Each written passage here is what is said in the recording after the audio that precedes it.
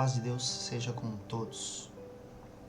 Certa vez Jesus proferiu uma parábola que está no Evangelho de São Lucas, no capítulo 8, versículo 4.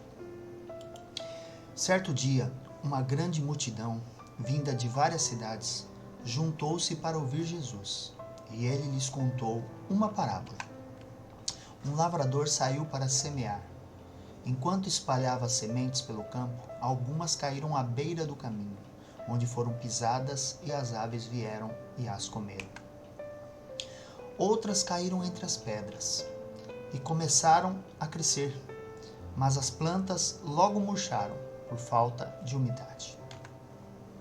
Outras sementes caíram entre os espinhos, que cresceram com elas e sufocaram os brotos. Ainda outras caíram em solo fértil e produziram uma colheita 100 vezes maior que a quantidade semeada. Quando ele terminou de dizer isso, declarou: quem é capaz de ouvir, ouça com atenção. Seus discípulos lhe perguntaram o que a parábola significava. Bom, irmãos, os discípulos perguntavam: o que significa esta parábola? Jesus sempre utilizou de parábolas quando queria falar sobre o reino de Deus. Mas nesta parábola, ele mesmo explica para os seus discípulos, dizendo que a semente é a palavra de Deus e que ela encontra 4 tipos de terreno. O primeiro terreno diz que parte das sementes caíram à beira do caminho. E esses são aqueles que ouvem, mas a palavra de Deus entra por um ouvido e sai pelo outro. São aqueles que nem dão crédito à palavra de Deus. Rejeitam a Cristo e a sua palavra. Nos outros 3 terrenos, podemos perceber que a palavra de Deus é bem recebida. Mas o segundo terreno ali tratado diz que a semente encontra as pessoas com o coração de pedra. Aqueles que recebem a palavra de Deus. Mas essa semente não tem como produzir raízes em meio às pedras. E a plantinha que começa a nascer, logo seca e morre. Nesse tipo de terreno, a palavra não produz frutos. Já o terceiro terreno diz que a semente encontra um coração com espinhos, que até recebem com alegria a palavra de Deus em primeiro momento. Mas essas pessoas que vivem na igreja, são igreja, mas não conseguem se desligar do mundo. E diz a palavra que essa semente é sufocada pelo amor desse mundo. Chegam até a produzir alguns frutos, mas esses frutos são imperfeitos e temporários. Já o quarto tipo de terreno mostra que é um solo fértil, ou seja, uma boa terra. E a semente aqui sim encontra um coração bom, justo e honesto. E ali a palavra de Deus vai produzir frutos. Irmãos, tirando a primeira opção, que são aqueles que não dão crédito à palavra de Deus, restam-nos 3 opções de terrenos para aqueles que estão frequentando a igreja e que de certa forma estão seguindo a Jesus. São aqueles que, no primeiro caso, não produzem frutos, que são os corações de pedra. O segundo caso são aqueles que produzem frutos temporários e imperfeitos, que possuem o coração de espinhos. E o terceiro é aquele que produz frutos perfeitos e permanentes.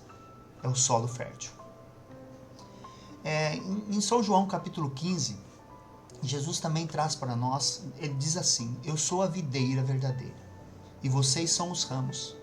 Se alguém permanecer em mim e eu nele, esse dá muito fruto. Pois sem mim vocês não podem fazer coisa alguma. Vocês não me escolheram, mas eu os escolhi para irem e darem fruto. Fruto que permaneça, a fim de que o Pai lhes conceda o que pedirem em meu nome. Ele nos escolheu para dar frutos. Quem tem o coração de pedra produz frutos, irmãos? Não. Por isso esses se desviam da igreja e se juntam aos que estão à beira do caminho. Mas por quê? Porque não criaram raízes. Ou seja, para nós, Igreja de Cristo, resta apenas 2 opções: sermos terrenos com espinhos ou ser terra fértil. Mas o terreno com espinhos, a semente até germina, mas o enraizamento fica prejudicado. A planta é sufocada, ou seja, a influência do mundo faz com que nossos frutos sejam imperfeitos e temporários. Já a terra boa é propícia ao enraizamento. E quando bem cuidado e regado e tratado, pode resultar em frutos perfeitos. Porém, como São João capítulo 15 diz, Jesus vem nos mostrar que não basta produzir apenas frutos. Até o terreno com espinho produz. Mas sim é necessário produzir muitos frutos.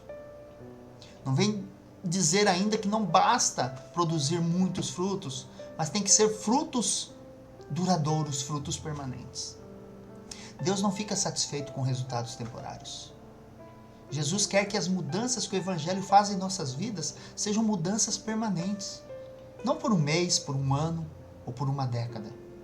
Ele deseja que tenhamos uma vida inteira de impacto em relação a nós mesmos e às pessoas que estão à nossa volta. Mas a nossa cultura, os atalhos da vida, as soluções rápidas que trilhamos para alcançar nossos objetivos, pois sempre queremos respostas e resultados rápidos. Precisamos criar raízes profundas em Jesus, pois só Ele é o fundamento para uma vida de impacto duradouro. Pois os ventos fortes virão, cedo ou tarde eles vêm. Mas apenas as árvores que tiverem suas raízes profundas resistirão quando esse vento soprar.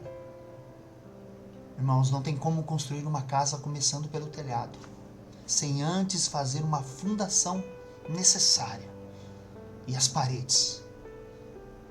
Mas sempre queremos o resultado final, porque nunca temos tempo para pagar o preço, que são as etapas do processo desse enraizamento em Cristo.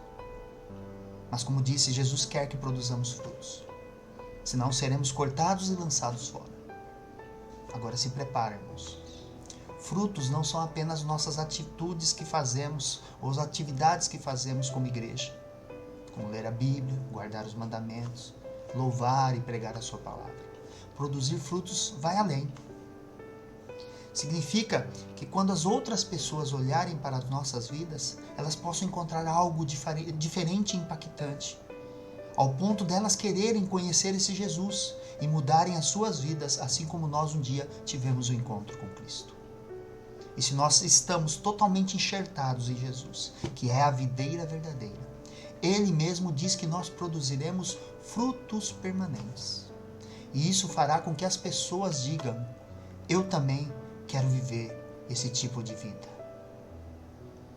E é por isso que nós devemos produzir frutos. Deus abençoe a todos.